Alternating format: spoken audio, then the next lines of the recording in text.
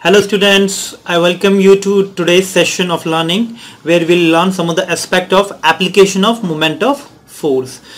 In previous class we have learnt about the new chapter, that is force. We have learnt about some of the aspect of force, what this force can bring about a change in one particular body which is at rest and which is moving at uniform speed. And we have also learnt about the definition of moment of force, and we have also learnt about the mathematical expression of moment of force. ये सारी चीज़ें हम last class में ही पढ़ चुके हैं. Okay, so last class में और भी क्या आपको बताया था, इसका थोड़े थोड़े एग्जांपल्स वगैरह भी हमने बताए थे. मोमेंट ऑफ फोर्स का क्या क्या एग्जांपल्स हो सकता है जो मैंने आपको एक लास्ट क्लास में बताया था. Like door handle. ठीक है, door handles are placed at the edge of the door. As you can see in this slide also, ठीक है, door handles are placed at the edge of the handle. This is fixed from one particular end. जो door होता है हमारा, ठीक है, वो एक जगह से फिक्स रहता है और जितना ज्यादा ये दूरी पे हैंडल होगा, that means the more would be the perpendicular distance and you are applying a force, you are pushing it, so the door will rotate. So the more would be the perpendicular distance and more would be the turning effect within the body. ठीक है, सो ये अभी तक हम पढ़ते आ चुके हैं. ठीक है, सो और मैथमेटिकल एक्सप्रेशन भी हमने पढ़ लिया है. ठीक है, so will learn today the day-to-day application of this moment of force. We already know that moment of force will produce a turning effect within the body. That means कि एक body अगर कोई फिक्स कर दो, ठीक है, fix है ये और एक पॉइंट पे फिक्स है, तो इस पे फोर्स लगाओ, ठीक है, इट विल रोटेट. ऊपर से लगाओ, it will rotate. So the force will produce a turning effect if a body is fixed and you are applying a force on the axis of this particular rod. ठीक है, so depending upon the perpendicular distance the moment of force can increase or decrease.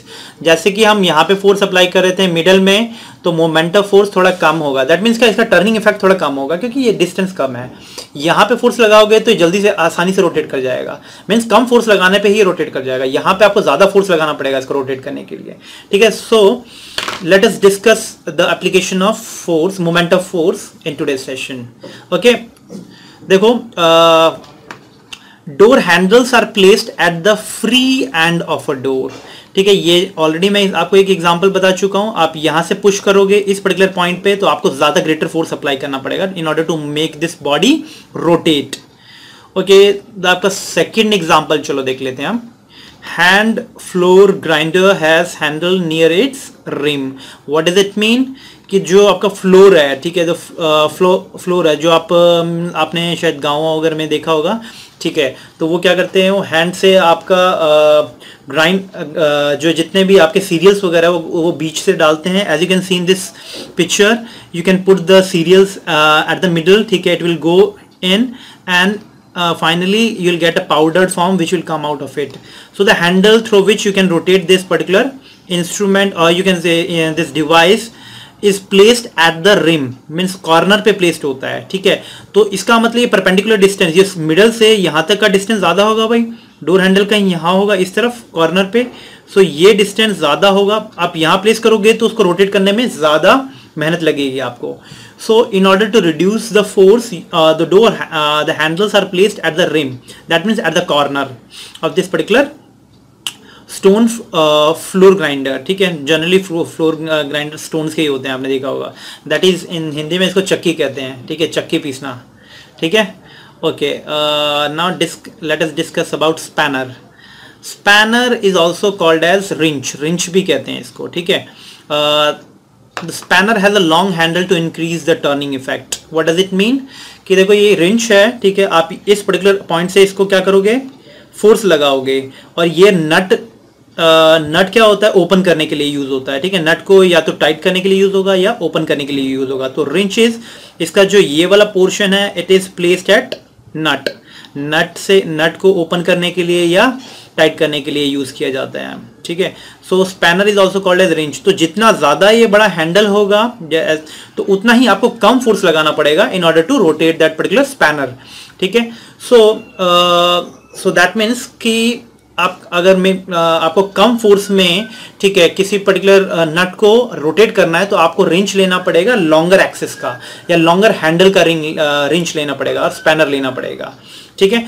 So in order to rotate that particular body, ठीक है, and you are applying a force from one particular end, इस point से apply कर रहे हो आप force ताकि ये रोटेट कर जाए यहाँ पे जो प्लेस्ड है, जो भी आपने यहाँ पे नट वर्ट रखा है, ठीक है। Okay, let us move on to one more example. In bicycles foot pedal is at a larger distance from the axle, ठीक है। देखो ये एक्सल होता है, ठीक है, ये foot pedals are placed at a larger distance from the axle, ये पॉइंट एक्सल है इसका, ठीक है। ये जो रोटेटिंग पार्ट है ये चेन से लगा रहता है, चेन क्या होता है पीछे वाले टायर से अटैच्ड होता है, दिस इज, और ये आगे इसका फ्रंट टायर होता है बाईसाइकिल का, ये पीछे आपका बिगर टायर होता है, ठीक है। सो इससे आपको हैंडल क्या होता है, this handle has longer distance, ये नहीं कि ये आपका जो पेडल है, पेडल आपको यहाँ प्लेस कर दो, ठीक है। As you can see in the slide, आपको पेडल का डिस्टेंस ये थोड़ा सा लंबा लेने पड़ेगा, क्यों, क्योंकि आप यहाँ से फोर्स अप्लाई करोगे, हैंडल इसका ज्यादा होगा, दैट मीन्स कि longer the perpendicular distance more would be the turning effect with in the body, ठीक है।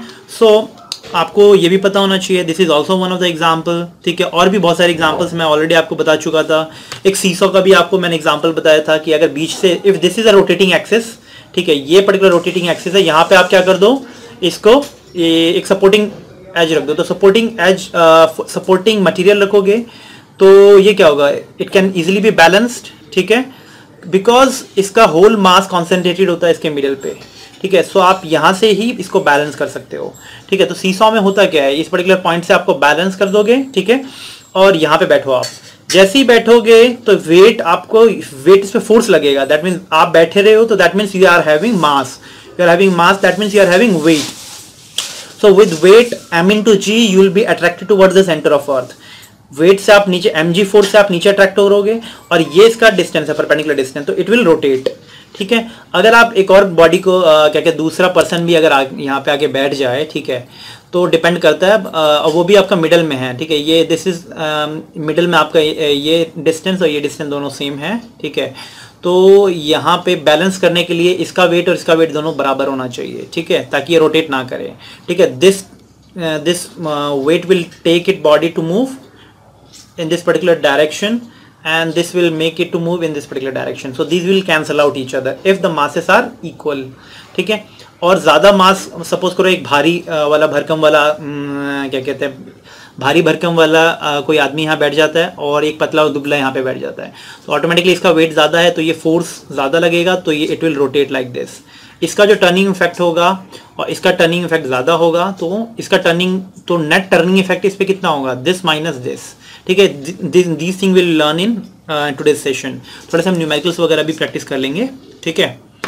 Okay, so this is about these are the examples of moment of or application, or you can say application of moment of force in day to day life, ठीक है। सो ये और भी आप बहुत सारे एग्जाम्पल आप खुद भी देख सकते हो डे टू डे लाइफ में, ठीक है।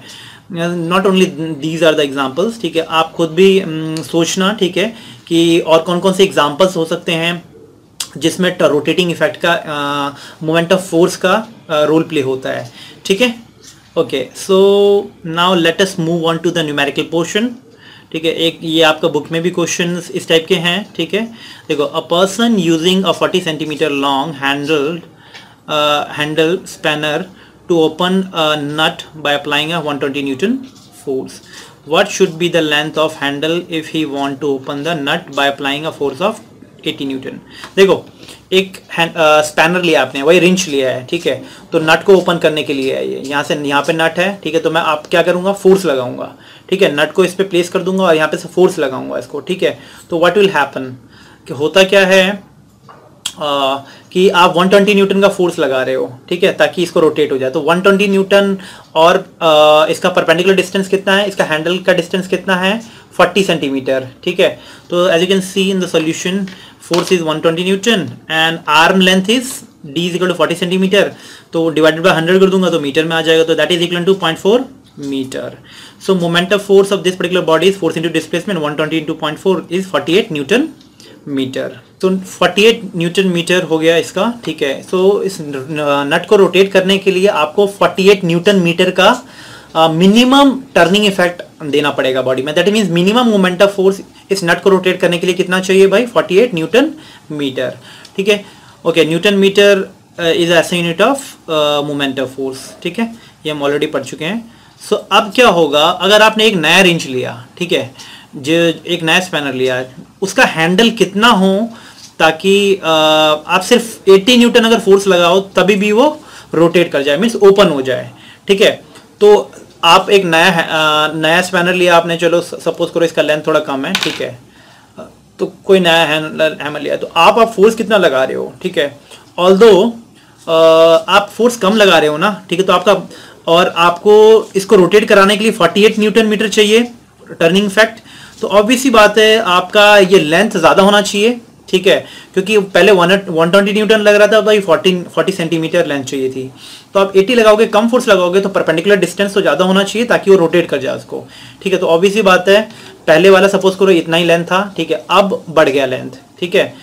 तो अब नया जो आपने लिया है स्पैनर, ठीक है, तो आप क्या करोगे, अब इसको यहाँ से पकड़ के, ठीक है, इसका length let it be D ले लो या डी डैश ले लो, ठीक है। अब देखो नीचे न्यूमेरिकल में moment of force to open a nut should be 48 newton metre, इतना ही चाहिए हमें रोटेट कराने के लिए। So it should be equal to F dash and D dash.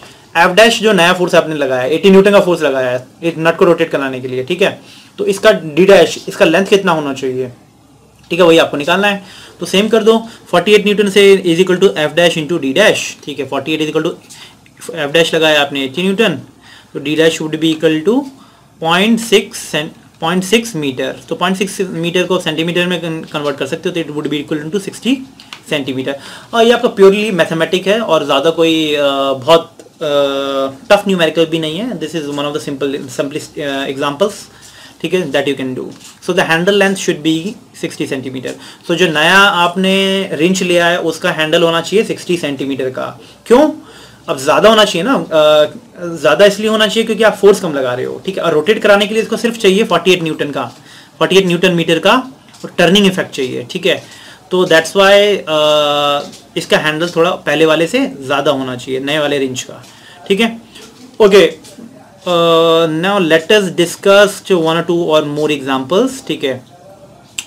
Okay, as you can see in the figure, from the given figure shown, find out the net moment of force.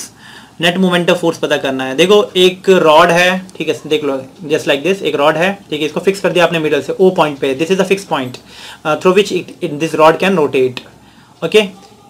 So you are applying a 2 newton force in upward direction, upward direction में लगाओ force 2 Newton का, तो ऐसे rotate कराएगा इसको, ठीक है, as you can see in the PDF.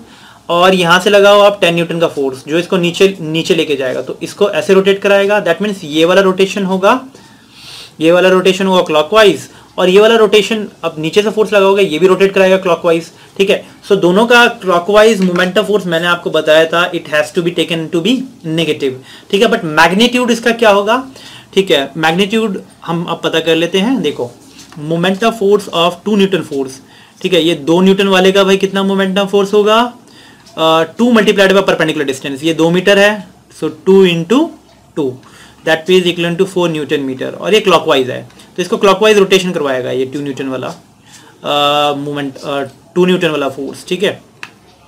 सो अब देखो दूसरा वाला फोर्स कितना है भाई, डाउनवर्ड लगा रहा है वो 10 न्यूटन का, तो इसका कितना होगा F2 × R2, F2 कितना है 10 न्यूटन, ठीक है। परपेंडिकुलर डिस्टेंस इसका कितना है एक्सिस ऑफ रोटेशन से 2 मीटर, ठीक है, तो 10 × 2 20 न्यूटन मीटर। कौन सा ज़्यादा बड़ा है, ठीक है, ऑब्वियसली 20 न्यूटन वाला ज़्यादा बड़ा है, तो इसको माइनस करोगे क्या, नहीं, क्यों, क्योंकि ये भी क्लॉकवाइज रोटेट कराएगा इसको, ये भी क्लॉकवाइज रोटेट कराएगा, दोनों इसको क्लॉकवाइज रोटेट करा रहे हैं। देखो ये वाला ऐसे करवाएगा, ये वाला भी इधर ही रोटेशन करवाएगा, तो दोनों को क्लॉकवाइज रोटेशन करवा रहा है, तो नेट जो मोमेंट ऑफ फोर्स आएगा that would be the combined effect, ठीक है, तो दोनों का सम होगा, ठीक है। So it would be equal to 20 + 4, that is net moment of force is 20 + 4, that is 24 Newton meter, and it is clockwise. The rod will rotate clockwise, ठीक है। सो ऐसे ही आप न्यूमेरिकल और भी कर सकते हो। एक न्यूमेरिकल और देख लेते हैं हम जो आपको इजीली समझ में आ जाएगा। देखो what is the net moment of force और the total moment of force from the given figure. देखो एक रॉड लिया है सेम, ठीक है, fixed from one particular point, ये फिक्स किया आपने, 20 न्यूटन नीचे से लगाओ, 10 न्यूटन भी नीचे से लगाओगे फोर्स, ठीक है। तो इसका परपेंडिकुलर डिस्टेंस कितना है 10 मीटर, इसका भी परपेंडिकुलर डिस्टेंस 10 मीटर है। 20 न्यूटन की वजह से ये क्लॉकवाइज रोटेट होगा, ऐसे रोटेट करना चाहेगा क्लॉकवाइज, इसकी वजह से एंटी क्लॉकवाइज रोटेशन होगा। But from your point of view this is clockwise rotation, ठीक है। तो आप थोड़ा सा संभाल के रखेंगे, जब मैं कहता हूं clockwise from my point of view it is clockwise, but from your point of view it is anti clockwise, ठीक है।